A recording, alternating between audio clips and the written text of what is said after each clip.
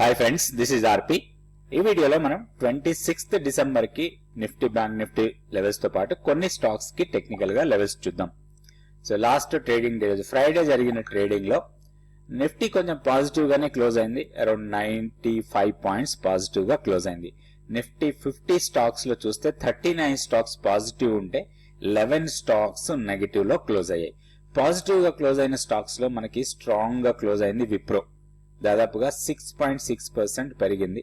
దాంతోపాటు HCL Tech, Hindalco, Tata motor, Hero motor corp, Coal India, Maruti, Bajaj auto ఇవన్నీ కూడా పాజిటివ్ గా పెరిగిన స్టాక్స్.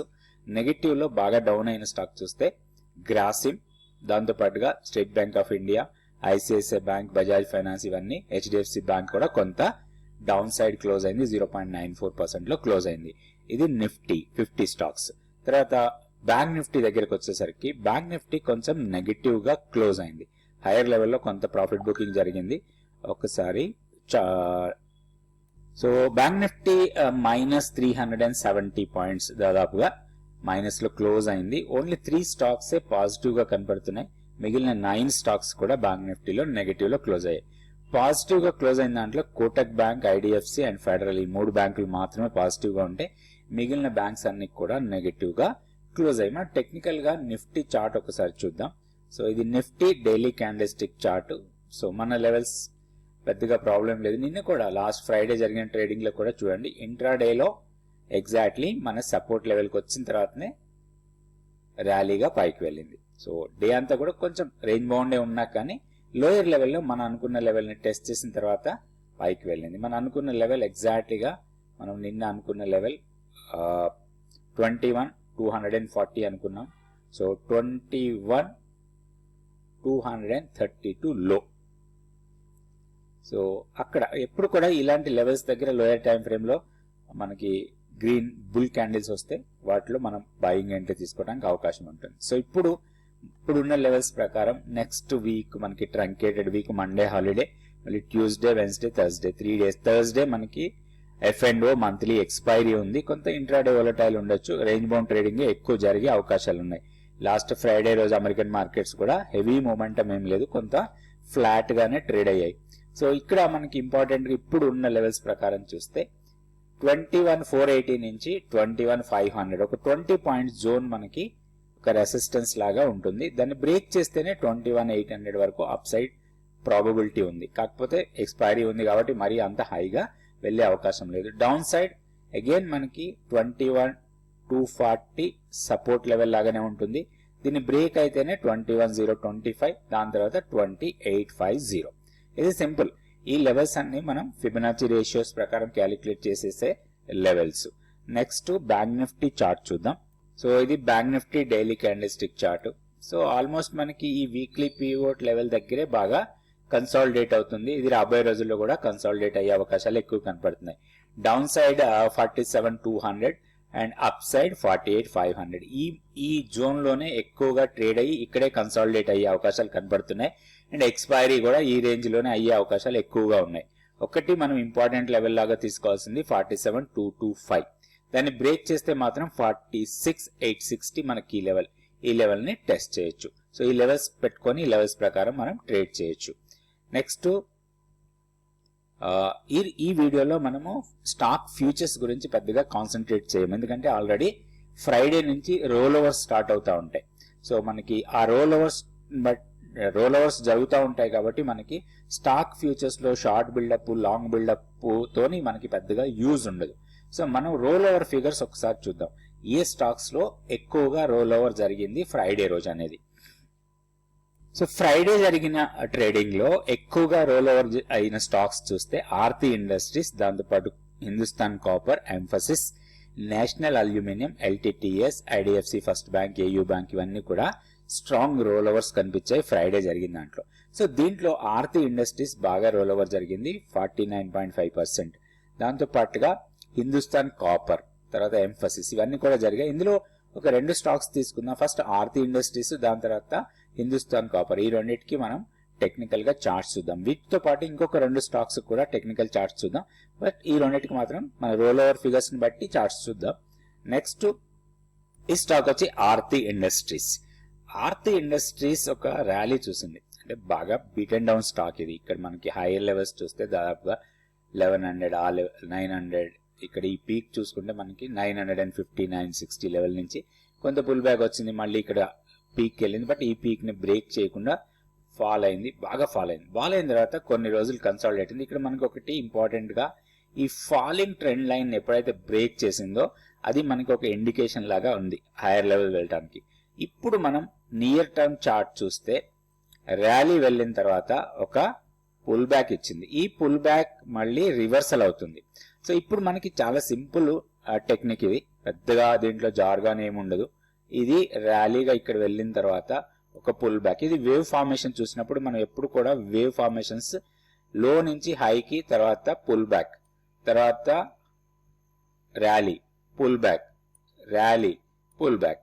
సో అగైన్ మళ్ళీ ర్యాలీ కంటిన్యూ అవుతుంది. సో ఇట్లా కంటిన్యూ అయ్యే ర్యాలీని మనం ఎక్స్టెన్షన్ లెవెల్స్ దగ్గర ఒక రెసిస్టెన్స్ పాయింట్స్ ఉంటాయి, వాటిని మనం ఐడెంటిఫై చేయొచ్చు. సో ఈ ర్యాలీ ఎక్స్టెన్షన్ కి 2 రెసిస్టెన్స్ పాయింట్స్ కనపడుతుంది. ఒకటి ఈ పీకే కనపడుతుంది, ఒకటి 615, దీన్ని బ్రేక్ చేస్తే 635. ఈ 2 లెవెల్స్ మనకి అప్పర్ సైడ్ రెసిస్టెన్స్ లాగా ఉంటాయి. ఇప్పుడు డౌన్ సైడ్ సపోర్ట్ మనకి weekly pivot level stock support లాగా ఉండొచ్చు. And 10 day exponential moving average చూసినా గానీ 585 ఆర్ ఆ లెవెల్స్ లో ఉంటుంది, 580 నుంచి 585 మధ్యలో ఉంటుంది. వీక్లీ పివోట్ కూడా అక్కడే ఉంది మనకి. సో అది మనకి ఒక బేస్ సపోర్ట్ లైన్ లాగా తీసుకోవచ్చు. అండ్ ఈ క్యాండిల్ లో ఏదైతే ఉందో ఈ క్యాండిల్ లోకి దగ్గరలోనే 20 డే ఎక్స్పోనెన్షియల్ మూవింగ్ యావరేజ్ కూడా ఉంది. సో ఇది సపోర్ట్ తీసుకొని వెళ్తుంది. అండ్ లాస్ట్ ట్రేడింగ్ డేజ్ ఒక డోజీ ఫామ్ అయింది. సో ఇట్లాంటి డోజీ వచ్చినప్పుడు డోజీ బ్రేక్అవుట్స్ మనకి చాలా యూస్ఫుల్ గా ఉంటాయి. సో ఇది ఈ డోజీ బ్రేక్అవుట్ 602 అప్ సైడ్ అనుకోవచ్చు. సో లోయర్ సైడ్ వచ్చి 593.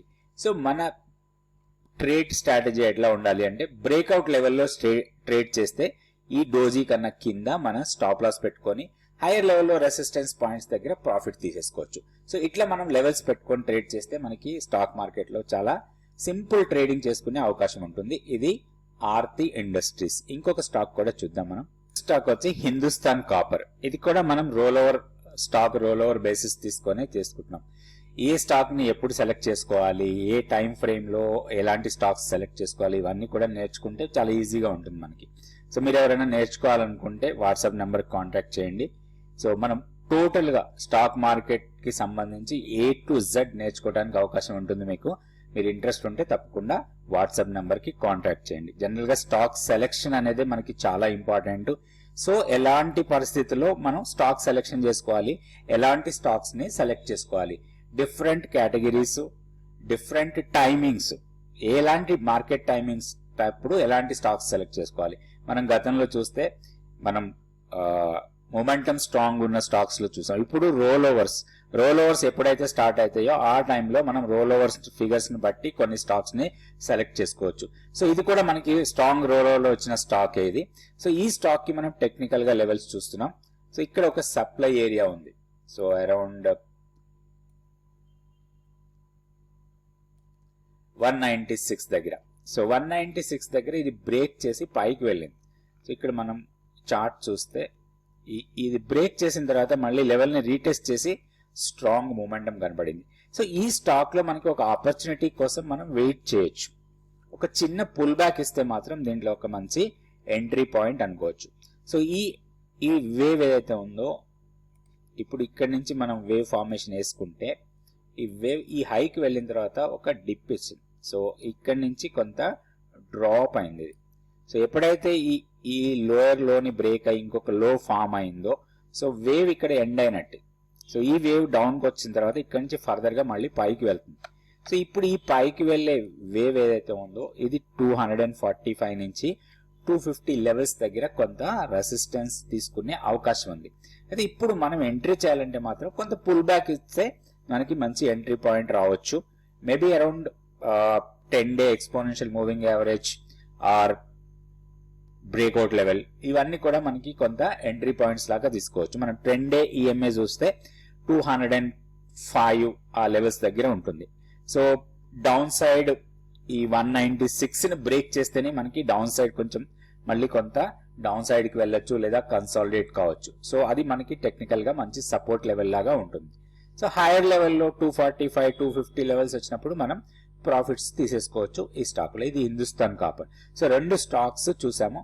నెక్స్ట్ వీడియోలో ఇంకొక 2 స్టాక్స్ కి టెక్నికల్ గా లెవెల్స్ చూద్దాం.